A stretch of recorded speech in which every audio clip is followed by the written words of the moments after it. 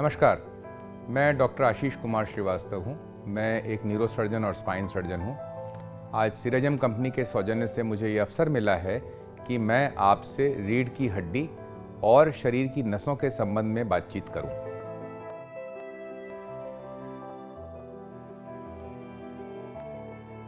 हमारे शरीर की सारी नसें सर से बनती हैं, सर से शुरू होती हैं और बाकी शरीर के सभी अंगों में जाती हैं। तो बनावट सबकी, ओरिजिन सबका सर में। अब सर में बनने के बाद वो एक गुच्छे के रूप में गर्दन और सर के जोड़ पे रीढ़ की हड्डी के एक कॉलम में चली जाती हैं। इसको हम स्पाइनल कॉलम या कैनाल कहते हैं। उस स्पाइनल कॉलम के अंदर जब जाती हैं नसें तो एक मोटी सी नस होती है और हर जोड़ पे जहाँ पे एक के ऊपर एक ब्लॉक रखा हुआ है वहाँ से एक नस निकलती है और उससे संबंधित अंग में चली जाती है। तो इन सब का संबंध आपस में है। हमारी नसों का काम है हमारे दिमाग में जो भी विचार हैं, जो भी हम समझते हैं, सोचते हैं, निर्धारित करते हैं या चाहते हैं या जो हम लोग अनुभव करते हैं, इमोशंस हैं हमारे जो, उसका आदेश निर्देश बाकी शरीर में जाए। तो ये जो आदेश निर्देश है, इसके लिए पहला तो ये रूट हो गया कि दिमाग का आदेश निर्देश बाकी अंगों में जाना है ताकि वो अपने हिसाब से काम कर सके जैसा हमारा दिमाग चाहता है या जैसा हम चाहते हैं। लेकिन इन सब काम को करने के लिए हमको एफिशिएंसी या कोऑर्डिनेशन भी चाहिए।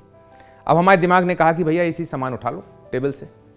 हमारा हाथ जब उसके पास पहुंचा तो देखा कि वो चीज़ तो बहुत गर्म है। इससे पहले कि हम रिएक्ट कर पाएँ, कुछ समझ पाएँ, हमारी नसों के अंदर जो रिसेप्टर्स होते हैं खाल में, चमड़ी के नीचे, स्किन के नीचे, वो रिसेप्टर्स, जो हीट रिसेप्टर्स हैं या पॉलीमोडल रिसेप्टर्स, टेक्निकल अगर भाषा इस्तेमाल करूं मैं, तो वो रिसेप्टर से फौरन इंफॉर्मेशन जाती है नसों से दिमाग तक, भाई बहुत गर्म है। और बिना हमारे जाने वहाँ से दूसरा निर्देश आ चुका होता है कि मत छुओ, हटा लो, हाथ जल जाएगा। क्यों? क्योंकि हमें अनुभव है पुरानी चीज़ का कि गर्म चीज़ को छूने से हाथ जल जाता है।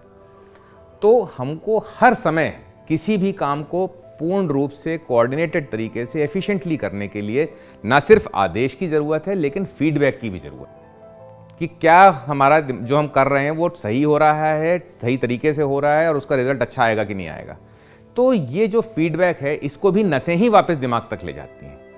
तो ये जो टू एंड फ्रो इन्फॉर्मेशन जानकारी का, ये नसों पर आधारित। अब आप समझ सकते हैं कि 33 हड्डियाँ, 31 नसें, किस तरह से हमारा केंद्र है हमारे शरीर के नसों के संचालन का। हमारा जो शरीर है, अगर हम बिल्कुल मोटे तौर पे एकदम फंडामेंटल बात करें तो सिर्फ 2 काम कर सकता है, या तो मोशन कर सकता है या सीक्रेशन कर सकता है। तो इन 2 फंडामेंटल कामों से हमारा दिमाग पूरे शरीर को कंट्रोल करता है। हमारी जो रीढ़ की हड्डी के अंदर नसें रखी हुई हैं उसके ऊपर 3 परत हैं, लेयर्स हैं, मेम्ब्रेन, झिल्ली जिसको कहते हैं।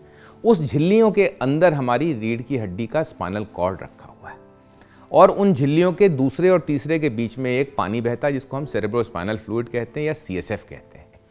अब रीढ़ की हड्डी और नर्व्स का जो रिलेशन है वो अगर स्वस्थ स्थिति में है तो बीमारी में भी है।